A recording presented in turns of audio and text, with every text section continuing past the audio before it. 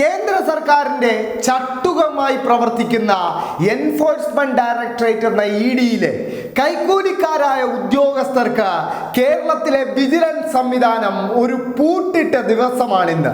കേരളത്തിലെ മുഖ്യധാരാ മാധ്യമങ്ങളെല്ലാം ഈ വാർത്തകൾ ഒരു പരിധിവരെ മറച്ചു പിടിക്കാനുള്ള ശ്രമത്തിലാണ്.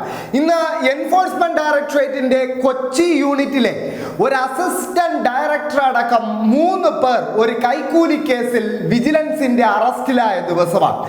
കൊച്ചി യൂണിറ്റിലെ അസിസ്റ്റന്റ് ഡയറക്ടറായ ശേഖർ കുമാർ അടക്കം 3 പേരാണ് ഇപ്പോൾ വിജിലൻസിന്റെ കസ്റ്റഡിയിലുള്ളത്.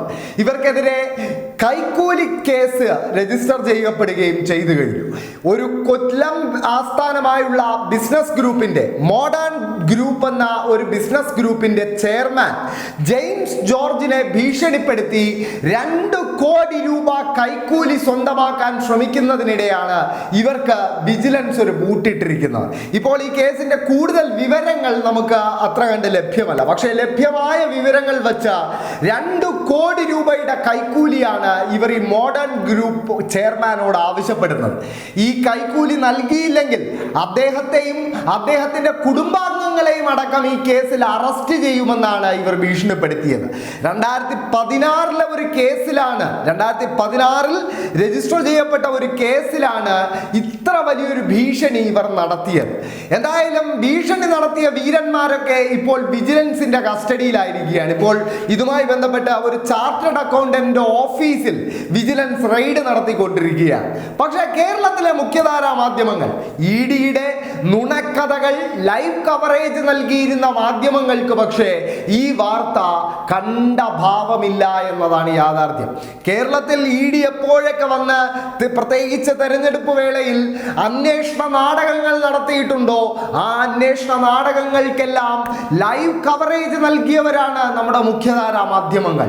ഇഡിയുടേതെന്ന പേരിൽ നുണക്കഥകൾ ദിവസങ്ങളോളം തലക്കെട്ടുകളാക്കിയവർക്ക് പക്ഷേ ഇപ്പോൾ ഇഡിയെ സംബന്ധിച്ച ഈ പ്രധാനപ്പെട്ട വാർത്ത ഒരു പ്രാധാന്യമുള്ളതായി തോന്നുന്നില്ല എന്നത് ഒട്ടും ആശ്ചര്യകരമല്ല എന്ന് പറയേണ്ടിയിരിക്കുന്നു. കാരണം തങ്ങളുടെ ഒരു സഹപ്രവർത്തകനെ പോലെ കേരളത്തിലെ മുഖ്യധാരാ മാധ്യമങ്ങളുടെ ഒരു കൂട്ടാളിയെ പോലെയാണ് ഇഡി പലപ്പോഴും പെരുമാറിയിരുന്നത്.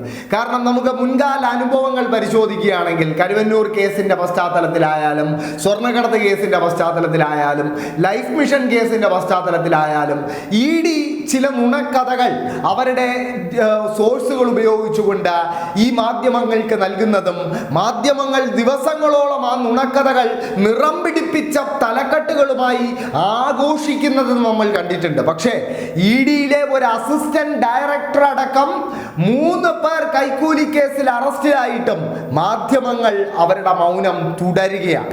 ഇഡി എന്ന എൻഫോഴ്സ്മെന്റ് ഡയറക്ടറേറ്റിന്റെ കേന്ദ്ര സർക്കാരിന്റെ ചട്ടുകത്തിന്റെ വിശ്വാസ്യത എത്രത്തോളമാണെന്ന് ഇക്കഴിഞ്ഞ പാർലമെന്റ് സമ്മേളനത്തിലെ കേന്ദ്ര സർക്കാർ നൽകിയ ഒരു മറുപടിയിൽ വ്യക്തമായിരുന്നു. കഴിഞ്ഞ 10 വർഷത്തിനിടെ, അതായത് നരേന്ദ്രമോദി സർക്കാർ അധികാരത്തിൽ വന്നതിന് ശേഷം ഈ എൻഫോഴ്സ്മെന്റ് ഡയറക്ടറേറ്റ് എന്ന കേന്ദ്രത്തിന്റെ പ്രിയപ്പെട്ട ഏജൻസി രജിസ്റ്റർ ചെയ്തത് 193 കേസുകളാണ്. പക്ഷേ അതിൽ കുറ്റക്കാരെന്ന് കണ്ട് ശിക്ഷ മേടിച്ചു കൊടുക്കാൻ കഴിഞ്ഞത് വെറും 2 കേസിൽ മാത്രമാണ്. അതായത് 193 കേസുകൾ രജിസ്റ്റർ ചെയ്തിടത്ത് വെറും 2 കേസിലാണ് കുറ്റക്കാരെന്ന് ഇഡി ആരോപിച്ചവർക്ക് കോടതിയുടെ മുമ്പിൽ കുറ്റം തെളിയിക്കാൻ ഇഡിയെ കൊണ്ട് സാധിച്ചത്. അതായത് 1% കൺവിക്ഷൻ റേറ്റ് ഇല്ലാത്ത, 1% തികച്ച കൺവിക്ഷൻ റേറ്റ് ഇല്ലാത്ത ഒരു ഏജൻസിയാണ് ഇഡി എന്ന് അന്ന് തന്നെ വ്യക്തമായിരുന്നു.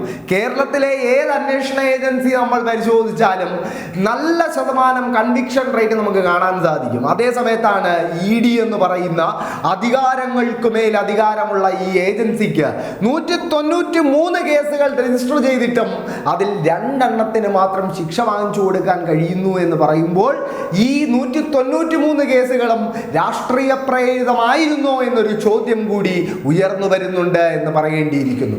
എന്തായാലും ഇനി ഇഡി ഉദ്യോഗസ്ഥർ ഉദ്യോഗസ്ഥരെ എങ്ങനെ കേരളത്തിലെ മാധ്യമങ്ങൾ വെളുപ്പിച്ചെടുക്കുമെന്നും നാളത്തെ പത്രങ്ങളിൽ ഈ വാർത്ത ഒരു കോളമായി വരുമോ അതോ രണ്ടു കോളമായി ചരമക്കോളത്തിൽ വരുമോ എന്നതൊക്കെ കണ്ടറിയേണ്ടിയിരിക്കുന്നു.